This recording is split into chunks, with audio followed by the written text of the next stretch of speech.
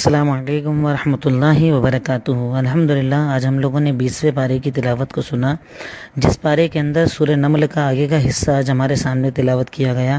اس سورت کی یعنی 20ویں پارے کی ابتدا کے اندر اللہ رب العالمین اپنی کچھ قدرتوں کا ذکر کرتے ہوئے ارشاد فرماتا ہے، آیت نمبر 60 اور اس کے بعد کی تقریباً 10-12 آیتوں کے اندر، امن خلق السماوات والارض، کون ہے جس نے آسمان اور زمینوں کو بنایا اور آسمان سے پانی کو برسایا جس کے ذریعے تم دیکھتے ہو کہ بڑے رونق والے باغیچے تیار ہو جاتے ہیں۔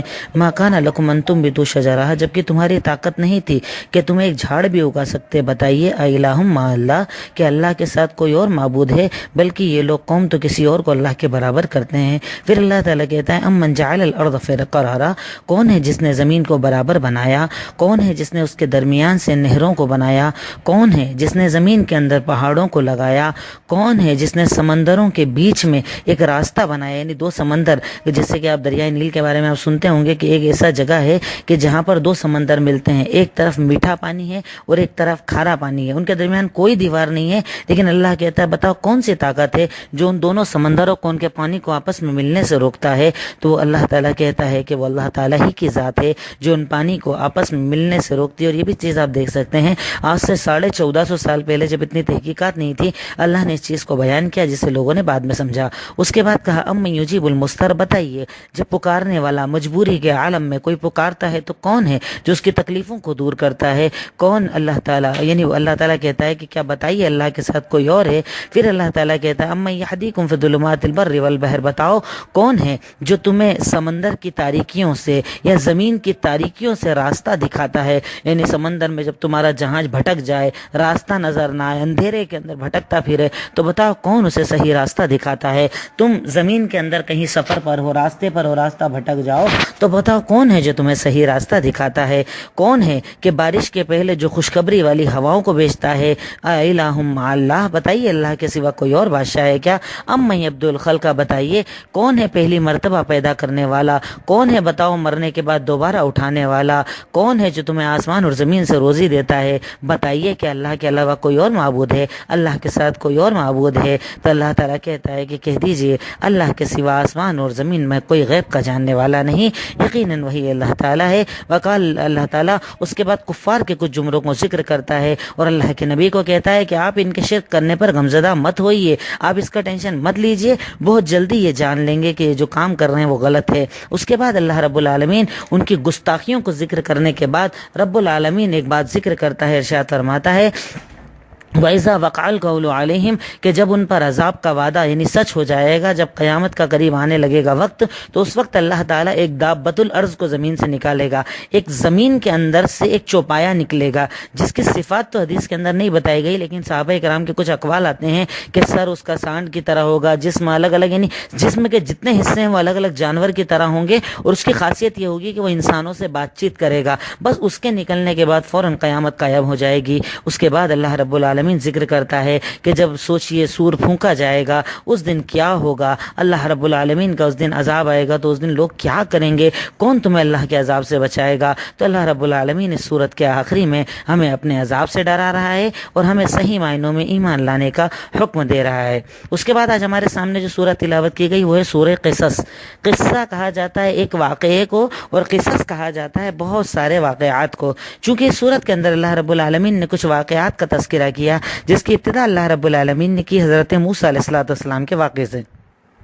ایک بات پر اگر آپ نے غور کیا ہو کہ ابھی تک جتنی میں نے تشریح بھیجی، کئی مرتبہ حضرت موسیٰ علیہ السلام کا ذکر اللہ تعالیٰ نے قرآن میں کیا، ہمیں اس کے پیچھے غور کرنا چاہیے۔ کیوں اللہ رب العالمین حضرت موسیٰ کا ذکر کرتا ہے؟ تو اس کی وجہ پر اگر آپ غور کریں تو ان کی جو قوم تھی، اس قوم کی خاصیتیں ہی ایسی تھی، اس قوم کی شرارتیں ایسی تھی کہ جب کفر پر تھے تب بھی شرارت کی، اور جب آپ پر ایمان لائے تب بھی شرارتیں کی۔ تو اللہ تعالیٰ ان کا واقعہ ذکر کر کے ہمیں یہ بتا رہا ہے کہ امت محمدیہ کو ویسا نہیں بننا ہے، اپنے اعمال کو سدھارنا ہے، اپنے آپ کو ایسا بنانا ہے جن اعمال کو اللہ رب العالمین پسند فرماتا ہے۔ تو اللہ رب العالمین حضرت موسیٰ کا کچھ تفصیل سے واقعہ ذکر کرتا ہے کہ سوچو جب اس زمانے میں فرعون نے اعلان کیا تھا کہ بنی اسرائیل کے اندر لڑکوں کو قتل کر دیا جائے، لڑکیوں کو مار دیا جائے، ان کی امی ڈر گئیں، انہوں نے ان کو سمندر میں چھوڑ دیا۔ فرعون کی بیوی نے ان کو دیکھا اور لے لیا کہ نہیں میں اسے پالوں گی۔ اللہ تعالیٰ کہتا ہے کہ جب میں ان کو ماں کی طرف لوٹانا چاہتا تھا، دیکھیے اللہ تعالیٰ اپنے بندے کی جب مدد کرنا چاہتا ہے تو کیسی مدد کرتا ہے کہ اس اس زمانے میں جتنی عورتیں تھیں محل میں جتنی عورتیں تھیں کسی کا دودھ حضرت موسیٰ نے نہیں پیا. اللہ تعالیٰ کہتا ہے کہ میں نے سب کے اوپر حرام کر دیا تھا, ان کے اوپر حرام کر دیا تھا کہ وہ کسی بھی سینے سے دودھ پئیں. اللہ رب العالمین نے آخر میں ان کو کہاں لوٹایا؟ ان کی ماں کی طرف. ان کی بہن نے آ کر کہا کہ سنو, ایک عورت کو میں جانتی ہوں, ان کے پاس حضرت موسیٰ کو بھیج دو, شاید ہی ان کا دودھ پینے ان کے پاس رہنے لگ جائیں. آخر میں اللہ رب العالمین نے ان کے پاس لوٹا دیا. اب اللہ تعالیٰ اس صورت کے اندر ان کے واقعے کو اب آیت نمبر یعنی تقریباً 4 کے بعد واقعات کو ذکر کرتا ہے, بتاتا ہے کہ جب ان کو ان کی ماں نے پالا, اس کے بعد جب وہ جوانی کے عالم میں آئے تو ایک واقعہ اس زمانے میں ہوا تھا کہ حضرت موسیٰ بازار میں گھوم رہے تھے تو 2 آدمیوں کو لڑتے ہوئے دیکھا. ایک آدمی موسیٰ علیہ السلام کی قوم کا تھا, ایک آدمی فرعون کی قوم کا تھا. دونوں کا جھگڑا ہو رہا تھا. تو موسیٰ علیہ السلام کی جو قوم کا آدمی تھا اس نے کہا میری مدد کرو. آپ گئے مدد کرنے کے لیے اور آپ نے ایک ہاتھ مارا فرعون کی قوم والے کو اور وہ آدمی مر گیا. اب اس آدمی کا مرنا تھا, ایک مسئلہ پیدا ہو گیا کہ یہ تو مر گیا. پھر حضرت موسیٰ کو ٹینشن ہو گیا کہ یہ تو میں نے بہت بڑا ظلم کا کام کر دیا, بہت غلط کام کر دیا. بڑے ٹینشن کے اندر فکر و غم میں گھومنے لگے. صبح کا وقت تھا, وہ نکلے تو ان کو کسی نے بتایا کہ سنو بادشاہ تو تمہارے قتل کا اعلان کر رہا ہے. تو وہ بھاگے, وہاں سے نکلے, اپنی جان بچانے کے لیے مدین چلے گئے. اب جب مدین گئے تو انہوں نے دیکھا کہ ایک جگہ لوگ سارے اپنے جانوروں کو پانی پلا رہے ہیں. وہیں پاس میں 2 لڑکیاں بیٹھی ہیں, اپنے جانوروں کو پانی پلانے کا انتظار کر رہی ہیں. تو حضرت موسیٰ علیہ السلام نے ان کو جا کر پوچھا یہ کیا معاملہ ہے, آپ کیوں اپنے جانوروں کو نہیں پانی پلا رہی ہیں؟ تو کہا کہ یہ قوم والے چلے جائیں, اس کے بعد ہم پانی پلائیں گے. حضرت موسیٰ علیہ السلام نے لیا ان سے ان کے جانوروں کو اور ان کو پانی پلایا. بعض آثار کے اندر ذکر بھی آتا ہے کہ اس وقت جہاں پانی پلانے گئے وہاں بیچ میں ایک بڑا پتھر تھا. حضرت موسیٰ علیہ السلام نے اس پتھر کو اٹھا کے سائیڈ میں کر دیا. اب جیسی لڑکیوں نے دیکھا کہ حضرت موسیٰ اتنے طاقتور, ہماری مدد کی, وہ جیسی ان کی مدد کی حضرت موسیٰ وہیں آرام کرنے لگے. یہ گئیں اپنے ابا کے پاس جو بوڑھا آدمی تھا, اسے جا کر بتایا کہ سنو ہم کو ایک نوجوان ملا, اس نوجوان نے ہماری ایسے مدد کی. تو اس بوڑھے نے اپنی ایک بیٹی کو بھیجا. اور دیکھیں یہاں پر بڑا پیارا جملہ اللہ تعالیٰ کہتا ہے آیت نمبر 25 کے اندر سورہ قصص کے اندر, فجاءته احداهما تمشي على استحياء, کہ ان دونوں میں سے ایک بہن حضرت موسیٰ کے پاس شرماتی ہوئی آئی. یعنی اس زمانے کے اندر گرچہ جہالت تھی, غلطیاں تھی, خطائیں تھی, برائیاں تھی, لیکن فحاشی نہیں تھی, اوریانیت نہیں تھی, غلط کام نہیں تھے, کہ وہ لڑکی اس دور کے اندر بھی شرماتے ہوئے آئی. شرما کے آپ کے پاس آئی. یہ کیسے میں ایک آدمی سے, اجنبی آدمی سے بات کر لوں؟ شرماتے ہوئے آئی اور کہا کہ سنو میرے ابا جان آپ کو بلا رہے ہیں. ابا کے پاس گئے تو انہوں نے کہا کہ جب وہ پہنچے تو ایک بہن نے کہا سنیے ابا جان یہ بڑے طاقتور آدمی, ہم نے دیکھا ان کو, ان کی طاقت کو تو ایسا کیجئے ان کو اجرت پر رکھ لیجئے, ہم روز پریشان ہوتے ہیں, ان کو اجرت پر رکھ لیجئے, یہ اپنے جانوروں کو پانی پلا دیں گے. اور موسیٰ ویسے بھی پناہ کی تلاش میں تھے کہ کوئی جگہ ان کو مل جائے جان بچانے کے لیے. تو اب جیسے ہی انہوں نے کہا تو بوڑھا آدمی کہتا ہے سنو ایسا کرو, میں تمہاری اپنی ایک بیٹی سے نکاح کروا دیتا ہوں. شرط کیا ہے کہ تم اس 8 سال تک میرے جانوروں کو پانی پلاؤ گے, اور اگر 10 سال پلا دو تو یہ بڑا مجھ پر احسان والا کام ہو جائے گا. اس سے پتہ چلتا ہے کہ نکاح کے اندر شرط لڑکی کا باپ لگا سکتا ہے.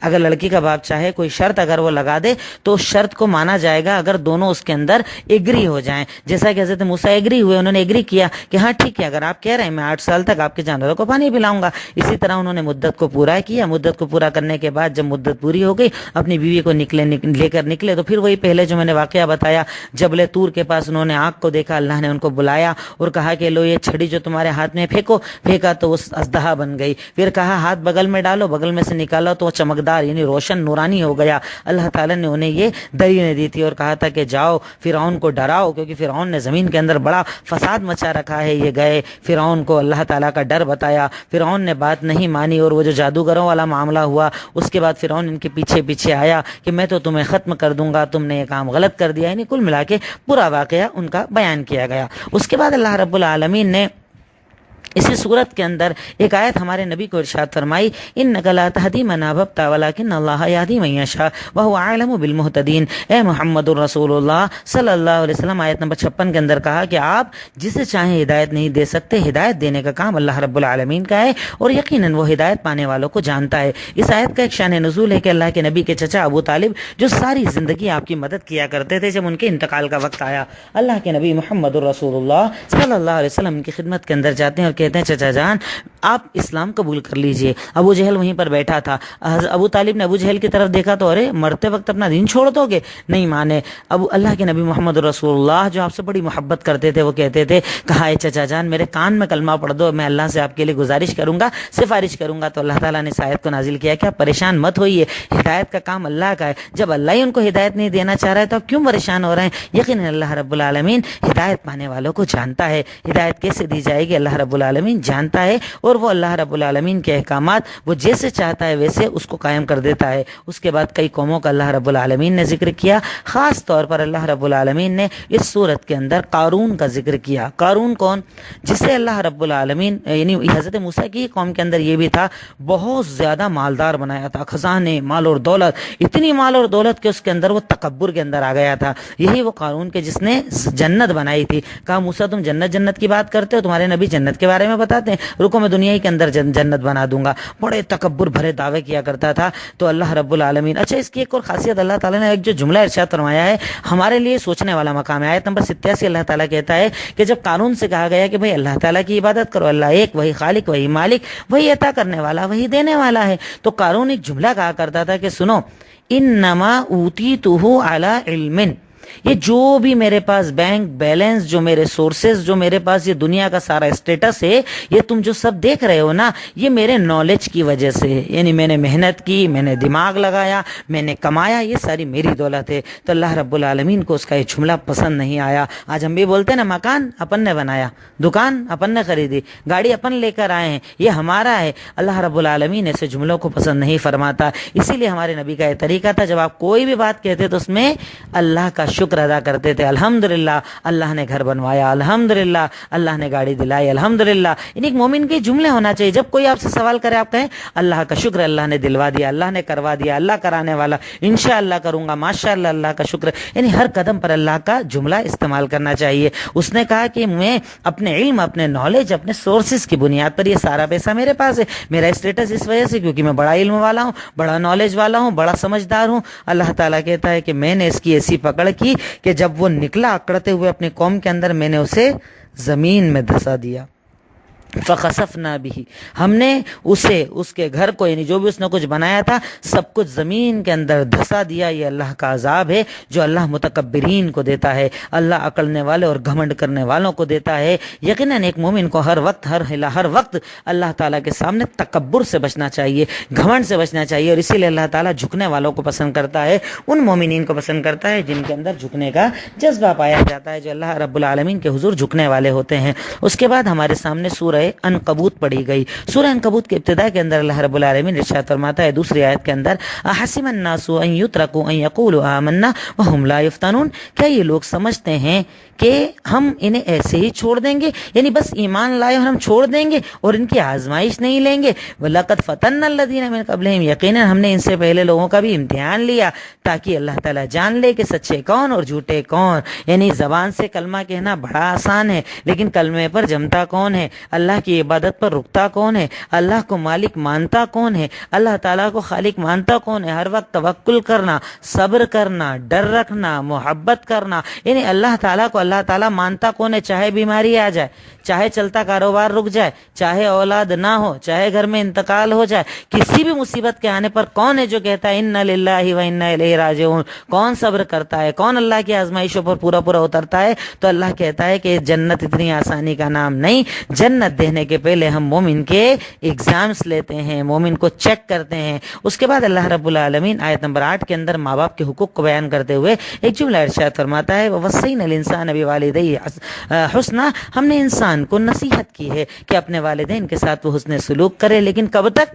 وَإِن جَاهَدَاكَ لِتُشْرِكَ بِي مَا لَيْسَ لَكَ بِهِ عِلْمٌ, اگر ماں باپ تجھے حکم دیں کہ تو شرک کر جس کا علم نہیں ہے انہیں, فَلَا تُطِعْهُمَا, ماں باپ کی اطاعت مت کر. یعنی سوچئے ماں باپ وہ کہ جن کی اطاعت کا اللہ تعالیٰ قدم قدم پر حکم دے رہا ہے, ان کی بھی اطاعت شرک پر نہیں کی جائے گی. یعنی ماں باپ اگر اللہ کے حکم کے خلاف بولیں, اللہ کے نبی کے حکم کے خلاف بولیں, دین اور شریعت کے خلاف بولیں, تو ان کی اطاعت بھی نہیں کی جائے گی. اس سے پتہ چلتا ہے کہ جب ماں باپ کی نہیں, مطلب دنیا میں کسی کی بھی اللہ اور اس کے نبی کے سامنے نہیں چلے گی, کیونکہ ماں باپ سے بڑھ کے حقوق اللہ تعالیٰ نے اللہ اور اس کے نبی کے بعد کسی کا نہیں رکھا. اس کے بعد اللہ رب العالمین جو آج ہمارے سامنے پارا پڑھا گیا تقریباً اس کے اخیر کے اندر ایک چیز ارشاد فرماتا ہے، خاص طور پر اللہ رب العالمین مشرکوں کے اعمال کو بتاتے ہوئے، وہ لوگ جو اللہ تعالیٰ کے ساتھ کسی کو شریک کرتے ہیں، اللہ کی صفات میں کسی کو شریک کرتے ہیں، رب العالمین آیت نمبر 41 کے اندر ان کی مثال دیتا ہے، جیسا کہ سورت کا نام کیا ہے؟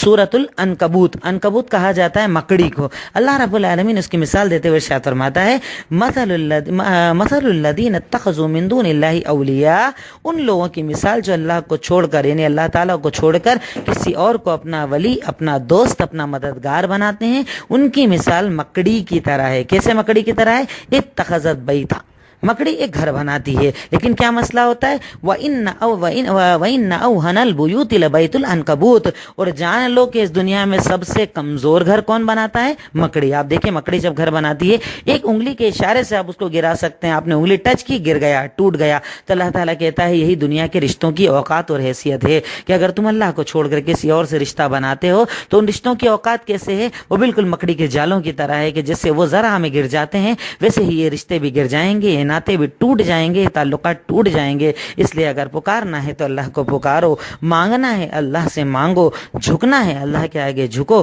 عبادت کرنی ہے اللہ کی کرو، اسی سے مدد مانگو، وہی عطا کرنے والا ہے۔ ورنہ یہ دنیا کے رشتے جن پر تم اکڑتے ہو، گمن کرتے ہو، تکبر کرتے ہو، یہ رشتے اس دن کچھ کام نہ آئیں گے۔ ان کے اوقات اللہ رب العالمین کی نظر میں مکڑی کے جالوں سے زیادہ نہیں، یہ نہ تمہارے کام آ پائیں گے، نہ تمہاری سفارش کر پائیں گے۔ اللہ تعالیٰ قرآن میں کئی جگہ کہتا ہے کہ وہ لوگ جو اللہ کو چھوڑ کر دوسروں کو اپنا معبود بناتے ہیں، یہ لوگ نہ ان کے سفارشی بنیں گے، نہ مددگار بنیں گے، نہ آقا بنیں گے، نہ ساتھی بنیں گے، کچھ نہیں کر پائیں گے۔ اور اس کے بعد آخری میں ایک ریکویسٹ بھی کرتا ہوں کہ اب دیکھیے ہم رمضان کا آج ہم نے 20واں پارہ یعنی 2 حصے مکمل کر لیے، 19 روزے آج ہم نے رکھ لیے۔ کل سے پہلی طاق رات کا آغاز ہو رہا ہے، کل سے یعنی جاگنے والی راتیں شروع ہو رہی ہیں، 5 رات ہم جاگیں گے انشاءاللہ، 21 23 25 27 29۔ تو میں آپ سے گزارش کرتا ہوں کہ ان آنے والے دنوں کو کچھ دن ہمارے ہاتھ میں زیادہ سے زیادہ عبادت میں لگائیے، راتوں میں جاگ کر، تہجد پڑھ کر، قرآن پڑھ کر، دعائیں مانگ کر رب کو راضی کرنے کی کوشش کیجیے۔ توبہ کا موقع آپ کے سامنے موجود ہے،